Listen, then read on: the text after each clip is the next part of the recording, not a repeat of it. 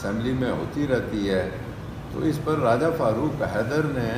کہا تھا یہ فیصل نصیر کا یہ کام ہے کہ یہ 48 ووٹ ملے۔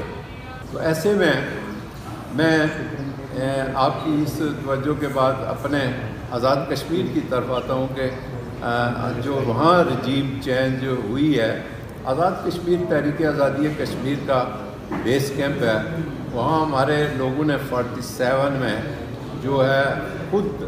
ڈوگرا کے ساتھ جنگ لڑ کے وہ علاقہ آزاد کرایا، جس میں جی بی بھی شامل ہے اور اے جے کے بھی۔ تو وہاں ہماری اکثریت ہونے کے باوجود ہمارے لوگوں کو خریدا گیا، ورگلایا گیا اور ہماری حکومت ختم کر دی گئی،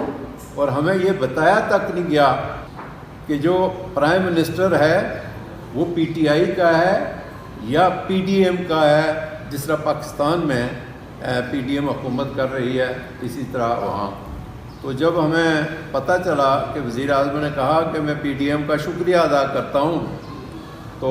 میں آپ کو یہ بات ریکارڈ کے طور پر بتانا چاہتا ہوں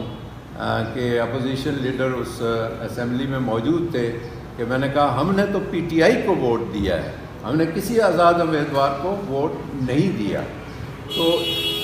ساتھ میں نے یہ کہا کہ یہ ماڈل بنانے والوں کا بہت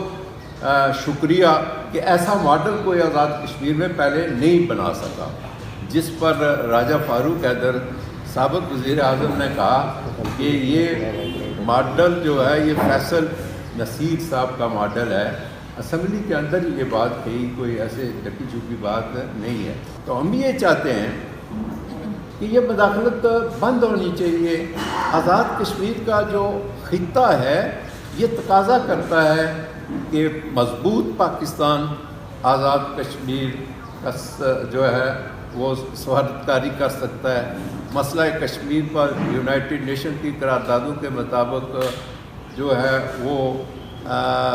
دباؤ ڈال سکتا ہے، دنیا کو باور کرا سکتا ہے۔ لیکن اس کے لیے میں آپ سے گزارش کروں گا کہ پاکستان میں ایک ہی شخصیت ہے جو انٹرنیشنل سطح پر جس کی پہچان ہے،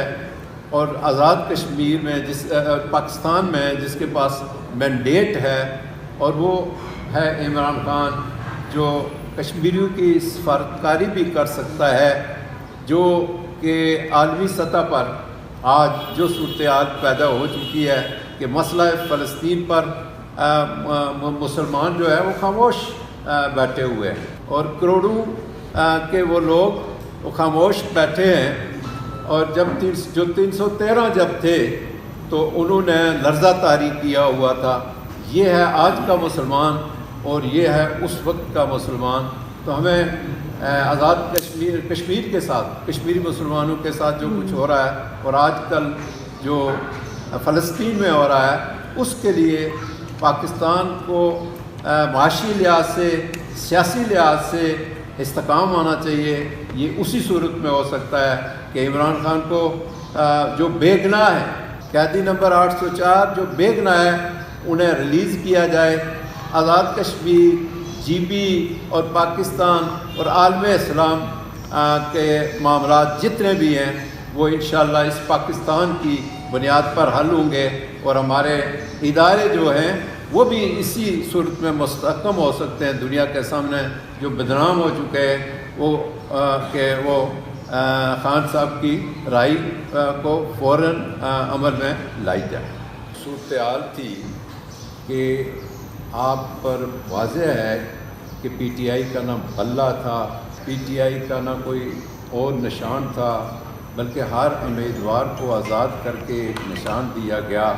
لیکن میں پاکستانی قوم کو مبارکباد دیتا ہوں کہ انہوں نے ایک ریفرینڈم کی طرح جو ہے وہ پی ٹی آئی کو ووٹ کی پرچی سے نوازا، اور اس سے تو یہ ہونا چاہیے تھا کہ P T I largest party ہے، حکومت اس کو دی جاتی۔ لیکن مقام افسوس ہے کہ عمران خان صاحب کو جیل میں ڈال کے تو یہ سارا کچھ ہوا، اور اس ساری صورتحال کا جو الیکشن میں ہوئی عوام نے جو مینڈیٹ دیا پی ٹی آئی کا، اس پر بھی قیدی نمبر 804 کو کوئی کسی قسم کی سہولت نہیں مل سکی۔ حالانکہ یہ بات واضح ہو جاتی ہے کہ یہ الیکشن جس طرح کے ہوا، اور یہ جس طرح خان صاحب کہہ رہے تھے کہ لندن پلان کا حصہ ہے، تو اس سلسلے میں سارے گناہ معاف کر دیے گئے، اور ان کے گناہ جو ہے وہ پی ٹی آئی اور پی ٹی آئی کی اعلیٰ قیادت اور خان صاحب پر لگا دیے گئے۔ کہ جب 2 دن پہلے پاکستان میں ہائی کورٹ کے 6 ججز نے سپریم جوڈیشل کونسل کو لیٹر لکھا کہ ہم پہ پریشر ہے، اور انہوں نے واضح طور پر یہ کہہ دیا کہ اس حالت میں سپریم جوڈیشل کونسل کا اجلاس بلایا جائے اور ہمیں سنا جائے۔ تو ایسے میں آپ کو تھوڑا سا پیچھے لے جاؤں تو جو حالیہ الیکشن پاکستان میں 8 فروری کو ہوئے، اور پھر 9 فروری کو جو الیکشن جاری رہا اور 2 ہفتے بعد وہ ختم ہوا، اس کے دوران 10 دن بعد chief commissioner Rawal Pindi division نے ایک پریس کانفرنس کی